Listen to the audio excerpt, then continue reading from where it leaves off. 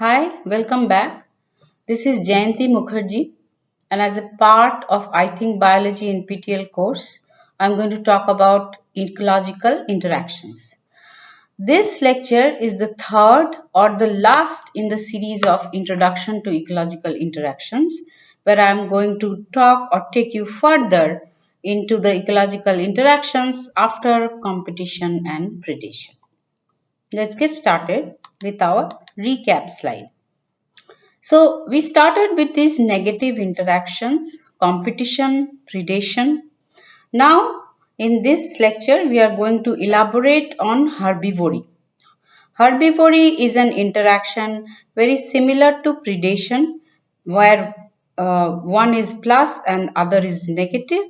I'm going to elaborate on this particularly because in the I Think Biology book we haven't spoken about this particular interaction anywhere. And then I'm going to talk about parasitism, a little bit about it.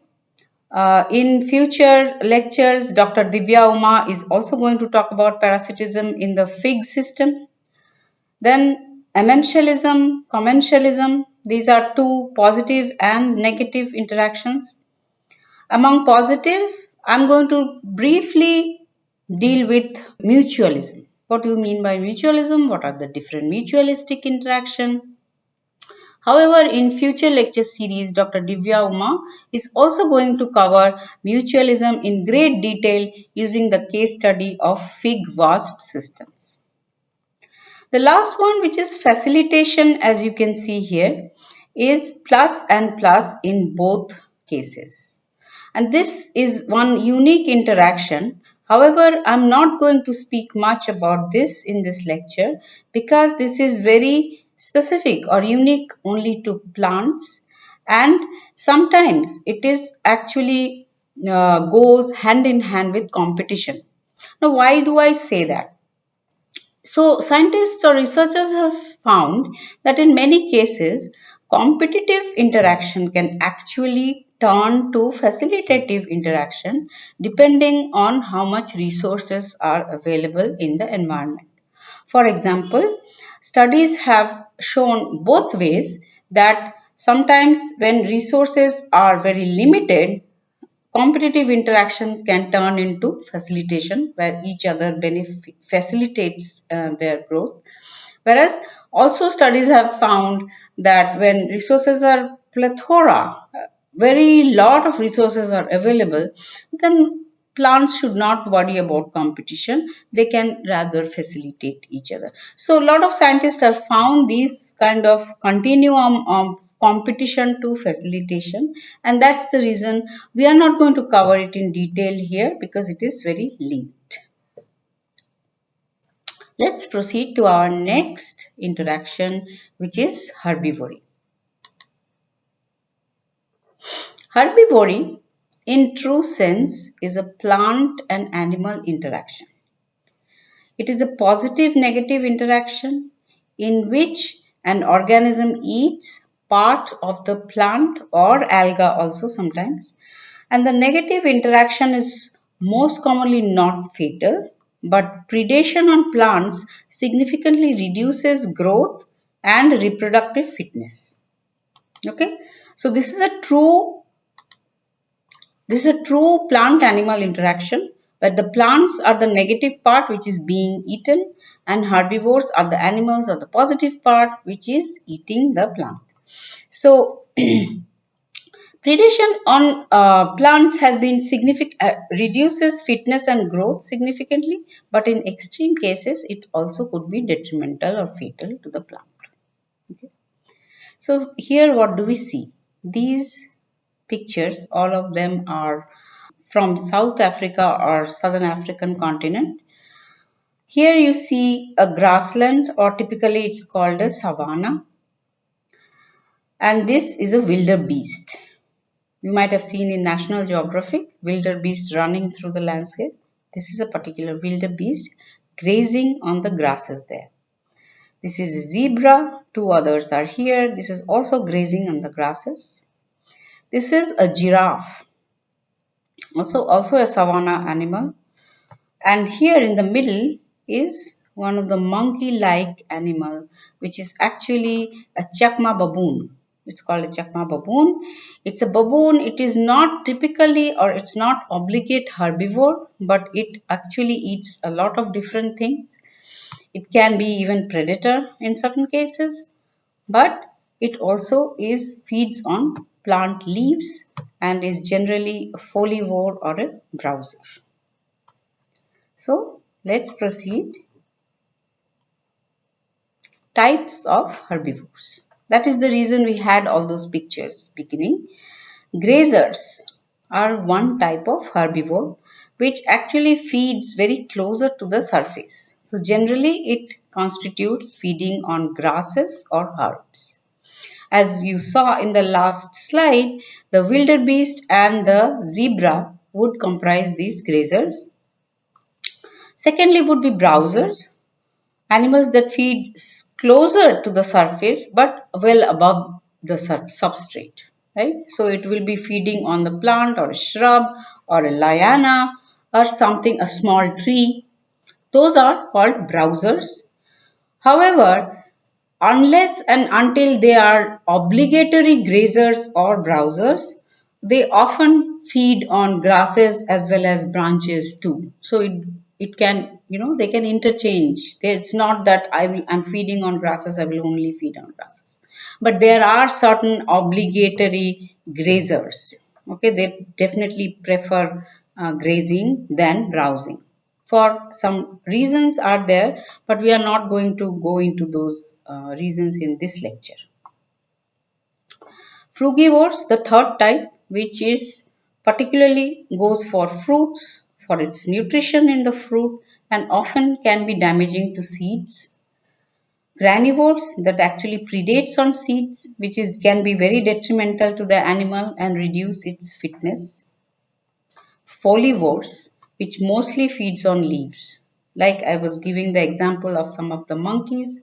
Baboon in this case is not a folivore, but in India we find different species of langurs like Hanuman langur or common langur and Nilgiri langurs. These langurs are generally known to be folivores. They feed predominantly on leaves.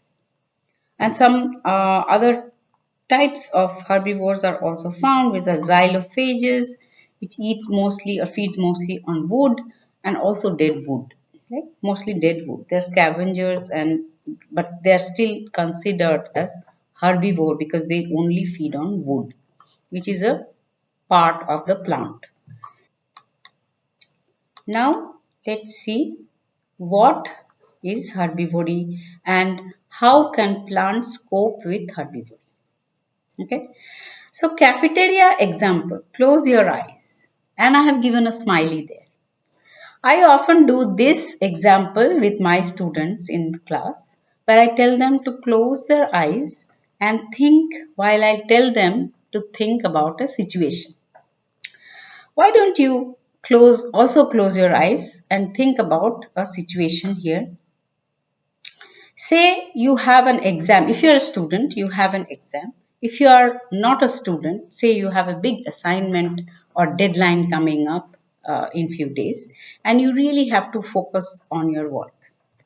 However, you also need to eat or you also feel like going to the cafeteria. So you go to the close nearby cafeteria and try to work there while you are having some food. In the meanwhile, a group of kids you can say or group of people comes to the cafeteria where they are very noisy, they are shouting or having fun, and they are also listening to loud music. Close your eyes and imagine this situation. You are sitting there and this is the scenario around you. Now how are you going to respond? What are the different ways that you are going to respond? You will be surprised that you will come up with three broad different strategies. And that's what exactly my students also say. Here are those three strategies. Ma'am, I will turn on my own headphones. So if they are playing loud music, I will put a bigger headphone and I will sit there and try to concentrate. Second, ma'am, I will get up from that area. Why to confront them? I will get up from that area and I will find another quieter place where I can go and sit and work. So here that second, in the second category, that person is kind of compromising their own wish and moving out from that place. Third, and very important, ma'am, I will confront them. I will try to have a dialogue with them or put up a fight and argument if needed. Right? You will be very, very surprised that plants exactly use these strategies to defend themselves against herbivores. What do I mean by that? The first, it is called tolerance. You are sitting there, the herbivores are in the neighborhood. However, you have evolved or you have developed some strategy to not be bothered by the herbivores. Okay, that is, you are sitting there and tolerating them. Second, avoidance. I get up and move out from that area, find another place. You are avoiding herbivores. Okay, you are moving out of that place. Third, I confront them. I resist them. I put up a fight or an argument. Plants also have evolved with lot of resistant strategies.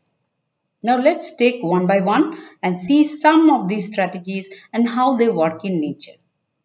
As I said previously, I'm going to elaborate this a bit, especially because we don't talk about it in the book. Okay? Tolerance. Let's see what that is. Plant traits that help sustain tissue damage with little or no fitness decrease. If you remember the example of the cafeteria, you're putting the headphone and sitting there, you are compromising less and you're sustaining, so with less damage, you're sustaining that ambience state. So in case of plants and herbivory, people have done actually, you can test this with experiment. How? Here is an example. Let me explain this a bit first.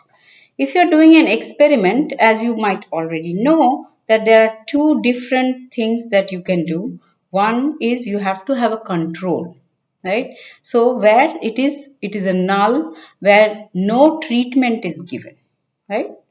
No treatment in this control, and D is equivalent to defoliation.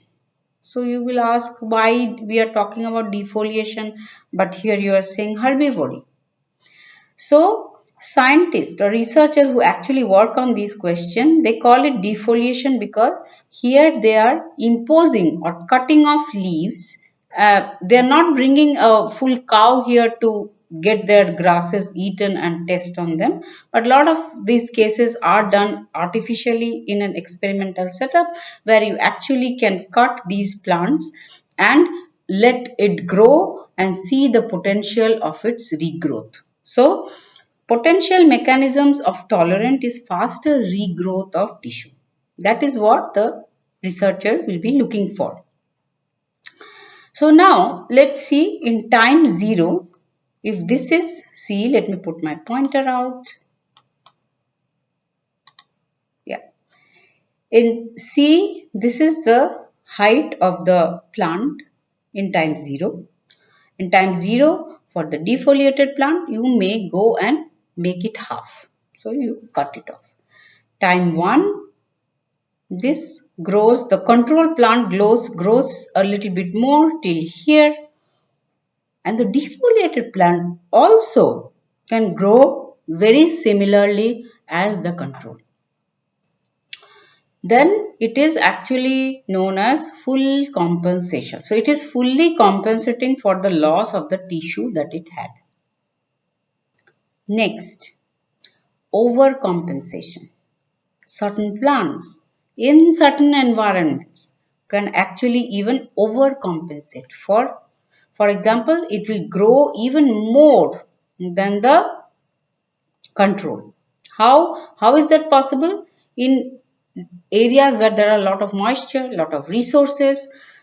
After defoliating, what happens is the apical buds of the plants are cut off, and hence there is vigorous growth from the side through lateral meristems. So it can actually trigger even more growth in plants. Okay, so it can overcompensate provided the area has lot of resources available. However, if lot of resources are not available, then it could also undercompensate, which means it will not grow till how much the control is growing, but it still has some kind of regrowth. This will also depend on how often this is eaten by herbivores and lot of other factors, but for you this is enough to remember from this slide. Okay, this is a general overview. Now, avoidance. Traits that decrease the eating probability and events. A, a plant or grass or a herb that could grow as a shrub is now actually growing. Physical avoidance, it can become a prostrate habit. Flat on the ground, which makes it very difficult for the herbivore to actually chew on it. Okay, so it is sending a lot of storage underground. It could that also be, because it can totally diminish the above ground biomass and put all the resources underneath. It can avoid that grazing season by storing resources underground, and when the grazing pressure is gone, it will come up again. So it can physically avoid, or life history wise also it can avoid. If it is an annual plant, I'll grow the season where I get a lot of resource, but I will disappear producing a lot of seeds before the herbivores come to feed on me. Some cases this works very nicely. Okay, so this is a avoidance strategy. Our next and very important strategy is resistance. Any plant traits that reduce the number of damage, or the amount of damage created by herbivores. Physical defense. Many cases you have seen spines, thorns, seeds with hard core or seed shells, bark that is very hard, which definitely herbivores will avoid. Okay, so if there is a lot of thorns or spines in the tree or shrub, herbivores won't like it because it will prick your mouth. But you will be surprised, in the African savanna, the acacias have, that's the reason they have evolved a lot of thorns, spike, as well as a lot of chemicals also. Okay, but still the giraffes manage to eat them, some of the elephants manage to eat them. Okay, they have reached a place where they have reached a coexistence, harmonious coexistence with each other. Second form of defense, chemical defense, where they produce secondary metabolites. This is very important for us, because if these metabolites come in form of alkaloids, phenolics, terpenes, and often it has turned out to be a boon to humanity, where we have used these alkaloids from nature in forms of stimulants or medicines. As you can see, morphine, caffeine, nicotine, all these things are secondary metabolites which plants produce for their defense, but we have come to use it for our own benefit also. So even without knowing, actually plants are benefiting us so much, right? It's a kind of commensalism here, right? So the question that you should think about is, do these strategies that plants have evolved with work only as defense against herbivores, or are they very similar for other stressors also? Are they similar? For example, if there is a drought stress in the environment, if there is a fire damage in the environment, or if there is some other kind of disturbance or stress, will these same strategies work in the same other stressors too? So when we have a live session, you can actually think of some of these questions and come up with discussing with me, and I would be happy to answer your questions. Our next interaction is parasitism. So, parasitism is a symbiotic interaction in which one organism, the parasite, derives its nourishment from another organism, the host. So, parasite and the host, which is harmed, of course, it's a positive and negative interaction. But you see that I have highlighted this symbiotic in red. Why? Because in most cases, these parasites is a symbiotic relationship. Symbiote means sim is same and biota is life. So where life is in the same place means these two organisms are actually in close association with each other mostly or more commonly throughout their life cycle. Okay. Some parasites have been seen to have more hosts, like one or two hosts, but generally they stick to one host. Okay, so parasites can be broadly classified, described into two categories. Ectoparasite, parasites that are outside the body.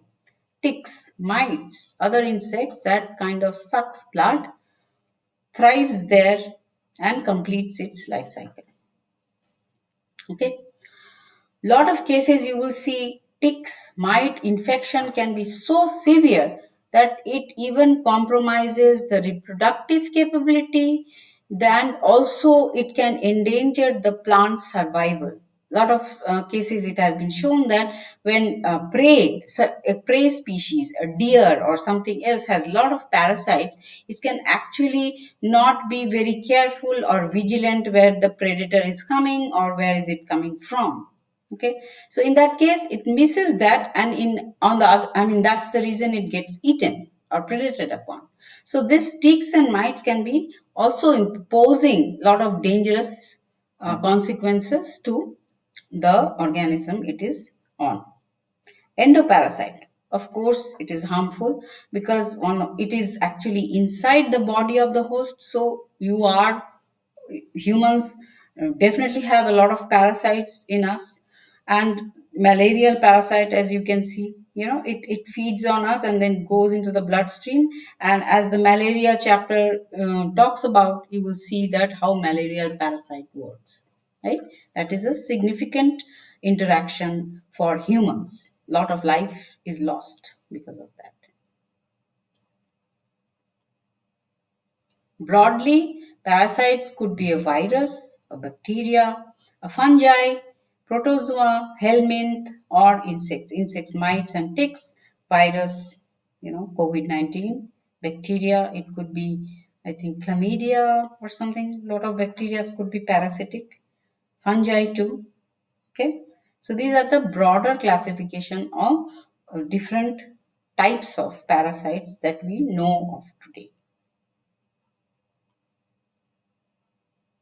Now coming to mutualism. Here you see I have given mutualistic symbiosis or mutualism. So it can be both ways. Actually not or, it should be and. Because mutualistic interaction could be either symbiotic or non-symbiotic. How? Symbiosis, as I said, close association. One of the most common example of mutualism is a lichen. Right? A lichen, you have seen, grows on the barks, and it is a mutualism or symbiosis of an algae and a fungi. Right? And similarly, mutualism could be plant pollinator. In case of lichen, both are always existing together. If one goes, the other will die. That whole organism or the lichen form won't be there. But in plant pollinator, they can survive without each other also. But when the season of flowering comes, the pollinators comes to the flower to feed on the nectar, and in case it carries the pollen with it and pollinates. So it does the job. So this is a different kind of mutualism. As you can see, again in mutualism, broad classification could be obligate mutualism, plant pollinator systems, dispersive plant and seed dispersal, facultative where you can be mutualistic but certain parts you are not, you don't need them, the other partner, or it could be defensive. Generally, ants and aphids is a very interesting and important example, which is very common in nature, where you will see that the ants give the aphids give the ants certain kind of juice or watery substance, whereas the ants actually fights the predator for the aphids, so that the aphids are not getting eaten. So this is a very interesting mutualism that works in nature. If you see in Hindu culture, we use a plant called calotropis, right? With for Shiva's flower, we put that flower. If you go outside in the backyard or somewhere, you have this tree, calotropis. If you go and see there, you will find these ants and aphids. You can observe, do those kinds of observations if you like, just outside your house or in the backyard somewhere. So this is all about mutualism that we are going to talk about. Another very important example is the plant mycorrhizal association. Okay, where fungi or the mycorrhiza, which actually found in the roots, it can also be found on the leaves where it is called endophyte, whereas mycorrhiza association, which is on the root, is partially inside the plant and partially outside the plant. And what it does, it gives the plant, provides or helps to gather nitrogen and phosphorus for its food making, and on the other hand, plant makes the food, cooks the food and gives it to the fungi. So this is a very nice win-win situation and very happy relationship where mycorrhiza really helps the plant. In lot of cases, it has been shown that it can help plant to even defend against herbivores and lot of other things, similar things. Okay, so this is covered in a bit more detail in our kingdom of fungi chapter in I think biology. If you want to know about it more, please go and look it up there. Now we come to our last interaction, commensalism and amensalism. As I said, these also are not very common as competition, predation and herbivory and all these things, but these do occur in nature. It's an interaction interspecific where one benefits and the other is remain unharmed. Remora fish and the whale, the hitchhiker partner, is a very interesting example of commensalism. Here you see this fish has some kind of a sucker type of mouth, where it might look a little bit scary here, but it actually uses that sucker to get itself attached to the lower side of the whale, just for the benefit of being carried longer distance. So it is not actually sucking blood out of the whale or taking any nutrition, but it is getting attached to it and just traveling with it, because traveling in the ocean could be highly costly energetically. So it is using it as a vehicle. Similarly, barnacles on whales are another example which does that. Orchids, which grows on mango tree, is known to be a commensalism. Okay, so these kind of things also you will see in nature.